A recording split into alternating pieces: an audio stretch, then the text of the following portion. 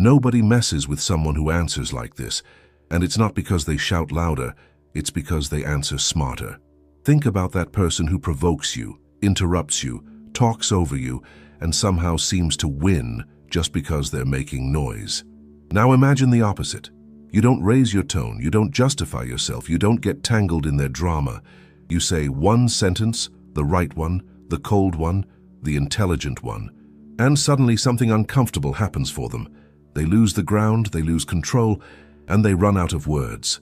In this video, I'm going to give you 5 smart replies that shut anyone up without insulting them, without losing your class, and without giving away your peace.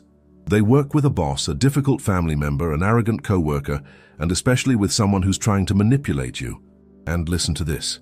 Reply number 3 doesn't just stop an argument, it flips the entire dynamic because it forces the other person to respect you or stay out. Stay until the end, because once you start using these lines with calm confidence, you're going to notice something strange. People start measuring their words around you. Here's the problem most people never realize. They think the goal is to win the argument. So they fight for the last word. They raise their voice, they explain too much, they prove too much, they perform too much. And meanwhile, the other person is not arguing to understand. They're arguing to dominate. That's why the loudest person often wins in the moment. Not because they're right, but because they're willing to be chaotic. Stoicism offers a different kind of power. Not the power to crush people, the power to remain unshaken. Epictetus taught that it's not events that disturb us, but our judgment about events. In other words, the moment you react automatically, you give someone else the steering wheel of your mind. Marcus Aurelius wrote about keeping your inner ruling faculty steady, like a rock that the waves keep hitting but never move. Seneca warned that anger is a kind of temporary madness, and madness always regrets what it says. So these aren't comebacks, they're boundaries spoken out loud. They're controlled sentences that protect your dignity and expose disrespect without needing aggression. And one more thing before we start. These replies only work if your tone matches your words. If you deliver them with rage, they become sarcasm. If you deliver them with fear, they become permission. The magic is calm, the magic is precision. Reply 1. I don't need to raise my voice to be right. Some people are addicted to volume. They think if they're louder, they're stronger. They interrupt, they talk over you. They flood the conversation so you can't even finish a thought. And they expect you to do one of 2 things, submit or explode. If you explode, you've entered their arena. This line is how you exit that arena while staying standing in the room. Imagine you're in a meeting. You're trying to explain a plan and someone keeps cutting you off with a louder tone, like they're trying to win by drowning you out. Or imagine a family argument where one person turns every topic into a shouting match. They're not aiming for truth, they're aiming for control. You pause, you keep your posture relaxed, you look at them without hostility, and you say, clearly, I don't need to raise my voice to be right. That sentence does something subtle but powerful. It forces a comparison. It invites everyone watching to notice the difference between emotional noise and mental strength. It also tells the other person, you can scream all you want, but I'm not joining you down there. And if they keep yelling after that, they look smaller. Because now it's obvious, the shouting isn't confidence, it's insecurity trying to wear armor. Epictetus warned that the person who can't control their mouth becomes a servant of their impulses. When you say this line calmly, you're demonstrating the opposite. You're showing that your emotions don't drag you around by a leash. You're not arguing anymore. You're setting the temperature of the room. Reply 2. The way you're speaking says more about you than it does about me. Some people don't attack your ideas, they attack your dignity. Sarcasm, mockery, little humiliations disguised as jokes. They try to make you feel small so you'll either get defensive or get desperate for approval. This line is a mirror. The way you're speaking says more about you than it does about me. Notice what you're doing here. You're not calling them names. You're not begging them to stop. You're not trying to prove you're worthy. You're simply refusing to absorb what doesn't belong to you. Imagine someone throws a cutting remark at you in front of others. They want you to blush, to react, to stumble, to defend yourself. And instead you hold a quiet gaze and deliver that sentence like a diagnosis, not a fight. Now the insult loses oxygen, because insults need a target that accepts them. When you don't accept them, the insult becomes what it always was, a display of the speaker's character. Marcus Aurelius wrote something like this in spirit. The best revenge is not to be like the person who wronged you. This is you protecting your character. You're refusing to let their ugliness enter your voice. Here's the deeper Stoic lesson. You can't control what they say. You can control what you make it mean. If you treat their disrespect as proof of your value, you suffer. If you treat it as proof of their inner state, you stay free. And freedom is what they can't stand. Right here, before we go to reply 3, take a second and make this practical. Pick one of these first 2 lines and imagine the next situation you'll use it in. Visualize your tone. Visualize your face. Calm, steady. No need to win, just control.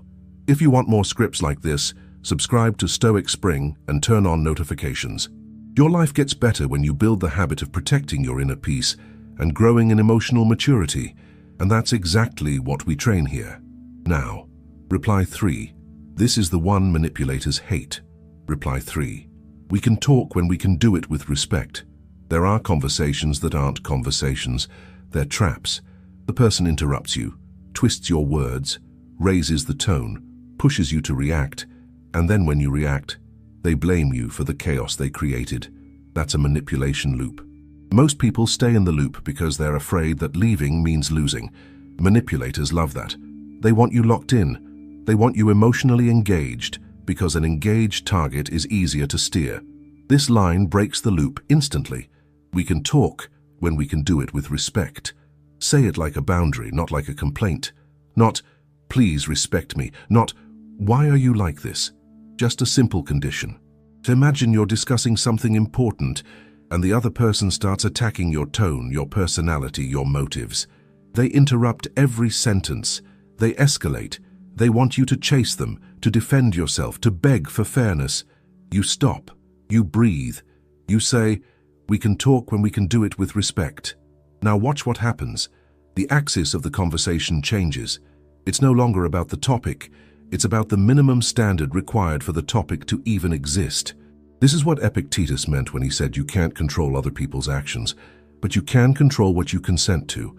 You're withdrawing consent from disrespect, and that's why manipulators hate it, because they can't keep escalating without exposing themselves. If they continue being disrespectful after you calmly demanded respect, everyone can see it. If they suddenly become respectful, you just force them into your frame. Either way, you win without throwing a punch. One warning. Don't over-explain this line. Don't add a speech. Don't argue about why they should be respectful. The power is in the simplicity. It's a locked door. You don't debate with someone at the door. You decide whether it opens. Reply 4. I'm not going to continue this conversation. There's a moment when it becomes clear that the other person isn't listening. They're not curious. They're not trying to understand. They're trying to win, even if it costs your dignity, your time, and your peace. That's the moment most people ignore. They keep talking because they want justice. They want the person to finally get it. They want closure. But you don't get closure from someone who feeds on conflict. This line is your exit. Clean, final, controlled. I'm not going to continue this conversation. Not aggressive, not dramatic, not apologetic. It doesn't ask permission. It doesn't negotiate. It ends the exchange. Imagine someone keeps poking you, pressing you, baiting you. You feel your patience shrinking. You can feel the heat rising in your chest. And you know if you stay for 5 more minutes, you'll say something you'll regret. That's your cue. You look at them with calm, you say, I'm not going to continue this conversation, and you disengage.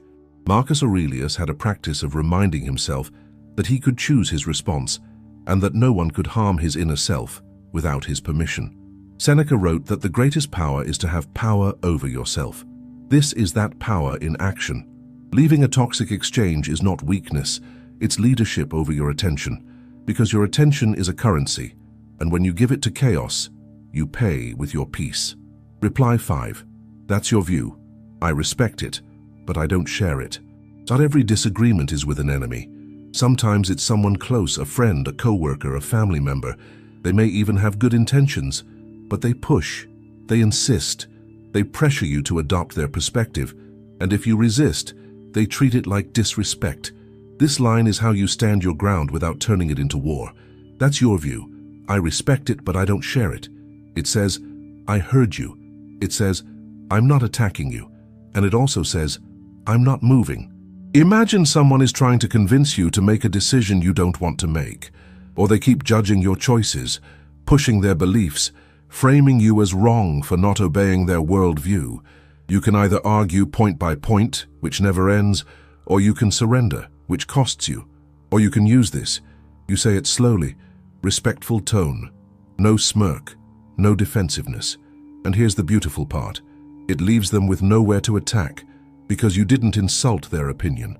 You simply refused to adopt it. This is emotional independence, and emotional independence is rare. Seneca wrote about how being enslaved to the approval of others is a miserable way to live.